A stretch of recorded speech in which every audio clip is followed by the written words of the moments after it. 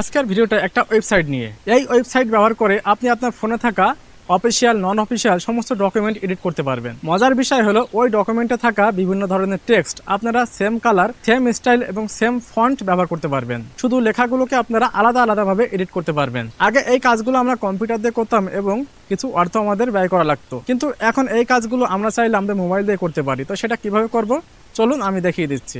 তো এই কাজটুকু করার জন্য আপনার ফোন কিংবা কম্পিউটার থেকে আপনারা গুগল ক্রোমে চলে যাবেন। এখানে সার্চ বক্সে লিখবেন phototext.com। এখানে সার্চ বক্সে লেখার পরে প্রথমে যে ওয়েবসাইটটা আসবে এখানে চলে যাবেন। এখানে আসার পরে নিচে দেখেন আপলোড ইমেজ পিডিএফ, তো এখানে চলে যাবেন। তো এখানে আসার পরে একটু স্ক্রল করবেন, নিচে দেখবেন আপলোড ফাইল আছে, তো এখানে ক্লিক করবেন। এখানে ক্লিক করার পরে আপনারা যে ডকুমেন্টটা এডিট করতে চাচ্ছেন সেই ডকুমেন্টটা এখানে নিয়ে চলে আসবেন। তো আমার এই ডকুমেন্টটা এখানে নিয়ে আসলাম। আসার পর এখানে একটু স্ক্যানিং হবে। স্ক্যানিং হওয়ার পরে আপনারা যে জায়গাটুকু এডিট করতে যাচ্ছেন, তো মনে করেন আমি আমার উপরের অংশটুকু এডিট করব, তো আমি আমার উপরের অংশটা ক্লিক করলাম। তো ক্লিক করার পরে এখানে দেখেন তিনটা অপশন দিয়েছে।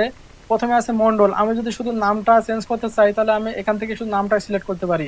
আবার যদি আমি পুরো সেন্টেন্সটাই এডিট করতে চাই তাহলে আমি এখানে পুরো সেন্টেন্সটা এডিট করতে পারবো। তার জন্য আমাদের 2 নম্বর অপশনে ক্লিক করতে হবে। তো এখানে ক্লিক করার পরে পাশে দেখেন এখানে অলরেডি চলে যাচ্ছে একটা বক্সে ওয়ানার্স নেম এ মন্ডল। তো এখান থেকে আমরা পুরো সেন্টেন্সটা এখান থেকে কিন্তু করতে পারবো। তো আমি এখান থেকে লিখে দিলাম।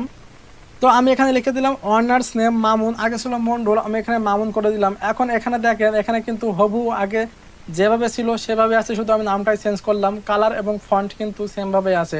তো তারপরে এখান থেকে আপনারা চাইলে এখানে সাইজ বড় করতে পারেন এবং ফন্ট এটাও চেঞ্জ করতে পারেন। আরও এখানে অনেক কিছু অপশন আছে, আপনারা এগুলো চেঞ্জ করতে পারবেন। তো এখন আমাদের কাজটা হয়ে গেলে আমরা এখান থেকে কিভাবে এক্সপোর্ট করব, তো এখানে দেখেন ওপরে একটা এক্সপোর্ট অপশন আছে, এখানে ক্লিক করব। তো এখানে ক্লিক করার পর এখানে আপনারা পিএনজি ফরম্যাট কিংবা জিপিজি বা পিডিএফ ফাইলও এখান থেকে করে নিতে পারেন। তারপর এখান থেকে লো কোয়ালিটি আছে, তো এখান থেকে হাই কোয়ালিটি করে এখান থেকে এক্সপোর্টে ক্লিক করলে এটা আপনাদের কম্পিউটারের ডেস্কটপ কিংবা মোবাইলে গ্যালারিতে সেভ হয়ে যাবে।